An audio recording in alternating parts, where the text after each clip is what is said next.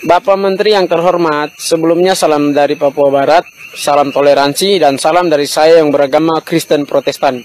Jujur Pak, saya yang agama Kristen saja mendengar apa yang Bapak katakan sangat meresahkan bagi saya. Apalagi saudara-saudariku yang Muslim. Pak, katakan sesuatu dipikir dulu Pak. Saya di Papua, saya orang Papua. Bapak tahu kan, toleransi di Papua itu sangat besar. Dan saya 25 tahun hidup, rumah saya di pinggir masjid. Berdekatan sekali. Mereka sholat 5 waktu. Dan kadang kalau mereka sholat subuh, saya bangun. Sebagai alarm yang tak pernah berhenti. Alarm paten seumur hidup. Bahkan sampai nanti Bapak juga mati, saya mati. Dunia kiamat pun, sebelum dunia kiamat pun itu jadi alarm paten seumur hidup. Sholat subuh. Jadi kalau Bapak mau katakan sesuatu, pikir dulu Pak. Di sini sebenarnya saya mau ngegas Pak, tapi saya takut keciduk. Jangan buat aturan yang aneh-aneh Pak. Kita sudah tertekan dengan banyak aturan yang ada. Jadi terakhir Pak Jokowi yang terhormat, Bapak Presiden Republik Indonesia, nanti Pak Menterinya tolong ditegur. Kalau memang tidak mau dengar itu si Menteri, diganti aja Pak. Banyak orang pintar di Indonesia yang bisa kerja. Gitu Pak, baterai saya lemah. Saya mau ngarit dulu. Salam dari Papua Barat untuk kalian semua di sana. Semoga ya Indonesia semakin membaik. Konten ini dibuat untuk menjawab saudara seiman dan saudara sebangsa di Papua Barat sana yang telah meresponi dengan salah keputusan Menteri Agama untuk menegakkan peraturan yang sudah ada sejak tahun 1978 yang mengatur tentang suara toa.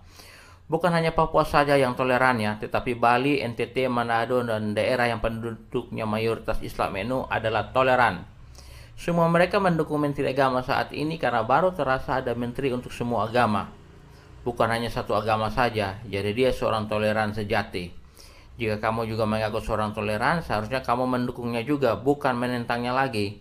Kepada saudara sebangsa saya di Papua dan juga saudara seiman itu, karena saya juga beragama Kristen Protestan, saya sendiri merasa lucu dan resah juga mendengar kamu berbicara seperti itu tentang azan terhadap Menteri Agama seakan-akan dia telah melakukan sebuah kesalahan besar.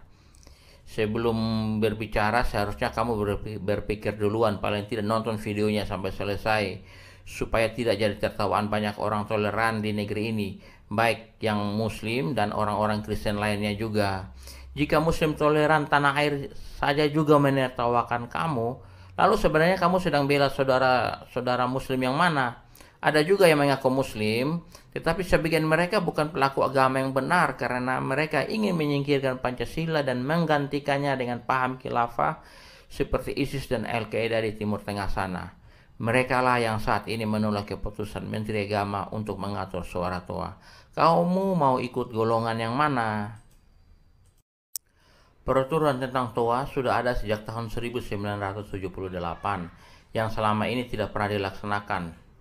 Menteri Agama saat ini justru akan menegakkan peraturan tersebut. Dalam rekaman video juga tidak ada sekalipun kata melarang atau mengurangi suara azan yang disebutkan oleh Menteri Agama. Tidak disebutkan tentang azan ya, tetapi tentang suara toa saja. Jadi jangan ditafsirkan atau sengaja dipelintir menjadi suara azan yang dilarang. Menteri Agama saat ini hanya akan menegakkan peraturan itu saja. Karena toa masjid bukan hanya digunakan untuk azan saja, tetapi juga untuk berbagai pengumuman lainnya. Karena itu harus diatur supaya pesan yang disampaikan itu terdengar jelas oleh warga sekitar. Jadi apakah Menteri Agama salah jika menegakkan peraturan yang selama ini tidak pernah dilakukan tersebut? Justru dia harus melaksanakan peraturan tersebut sebab dia digaji untuk melaksanakannya. Paling tidak supaya tidak dianggap makan gaji buta. Jadi dalam hal ini kamu yang salah paham sehingga salah berbicara juga. Setelah itu ada seorang politisi yang pelintir perkataan Menteri Agama sehingga menjadi persoalan yang heboh dan besar seperti saat ini. Dia bernama Roy Suryo, bahkan telah melaporkan Menteri Agama ke polisi. Tapi laporan tersebut sudah ditolak polisi sebab tanpa dasar sama sekali dan memang Menteri Agama tidak bersalah. Akhirnya giliran Roy Suryo yang dapat karma lagi karena dia jadi terlapor polisi saat ini. Tetapi ada orang-orang yang disebut oleh golongan toleran Indonesia sebagai kardun. memanfaatkan keadaan ini dengan pelintir perkataan Menteri Agama menjadi suara azan yang dilarang. Padahal sebenarnya suara toa saja yang diatur, bukan dilarang, supaya terdengar jelas dan tidak mengganggu. Apalagi kan suara toa juga digunakan untuk pemberitahuan pengumuman kepada warga sekitar. Mereka juga keberatan jika Menteri Agama menggunakan perumpamaan suara anjing. Tetapi jika gunakan perumpamaan suara kucing dan ayam atau burung, kan tidak akan nyambung. Sebab semua orang beragam agama tidak ada pantangan untuk memeliharanya. Jadi sangat tepat menggunakan perumpamaan suara anjing sebab hanya non-muslim yang memeliharanya. Jadi pesan toleransi itu tercapai atau tersampaikan kan? Mereka juga melarang Menteri Agama datang ke Sumatera Barat dan NTB. Padahal sebagai pejabat negara dia berhak untuk pergi kemana saja selama berada dalam wilayah Indonesia. Sebab dia digaji untuk hal itu. Tetapi anehnya bantuan uang dari Menteri Agama mereka mau. Itu kan namanya munafik. Masukan dari saya untuk kamu, jangan sok tahu untuk urus dan atur agama orang lain. Termasuk urusan tentang azan. Itu urusan mereka karena Menteri Agama adalah Muslim yang paling tahu tentang agama mereka dibandingkan kamu. Tetapi karena dia adalah Menteri Agama untuk semua agama, maka dia paling berhak untuk mengatur tentang suara toa. Apalagi sudah ada peraturan tentang hal itu. Jadi kita harus mendukungnya sebagai pemerintah supaya semuanya menjadi baik. Jika bukan pemerintah yang atur, siapa lagi yang harus atur negara ini? Bukankah Tuhan juga yang pilih pemimpin untuk mengatur semuanya sehingga semuanya menjadi baik dan tidak ada orang yang atur ikuti kemauan diri sendiri saja. Kalau semua orang atur ikut kemauan diri sendiri, maka akan menjadi kacau. Karena itu pemerintah harus hadir untuk atur. Jadi kalau pemerintah sudah atur, harus ikuti saja. Jangan ikut-ikutan mereka para pembenci pemerintah atau kadrun itu yang akan bikin keadaan makin kacau lagi. Saya harap kamu bisa menjadi berkat ya.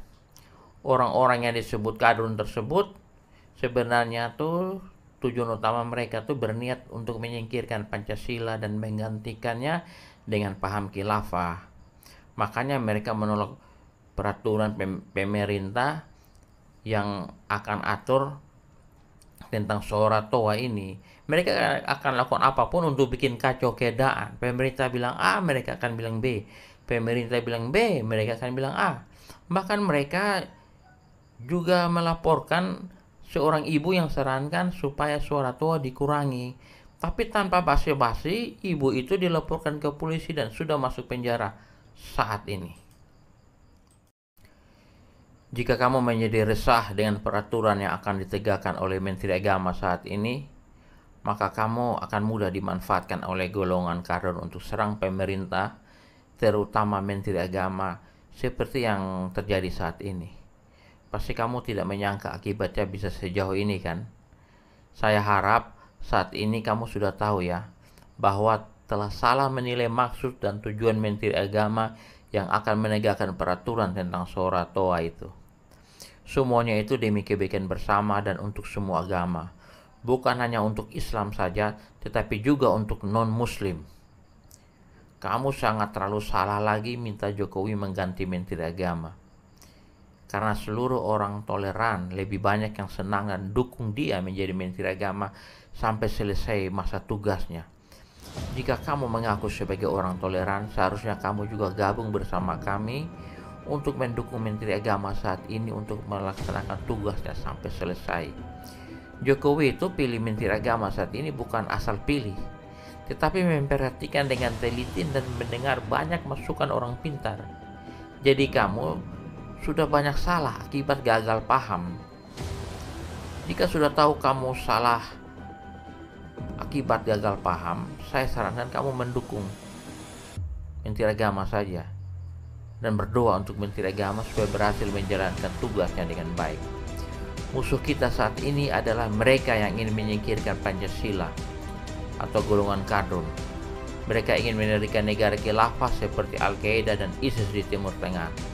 Jangan lupa, bom bunuh diri yang terjadi waktu lalu di Indonesia adalah ulah mereka. Salam toleran untuk kamu di Papua Barat sana, dan salam Pancasila untuk semua kita yang mencintai NKRI.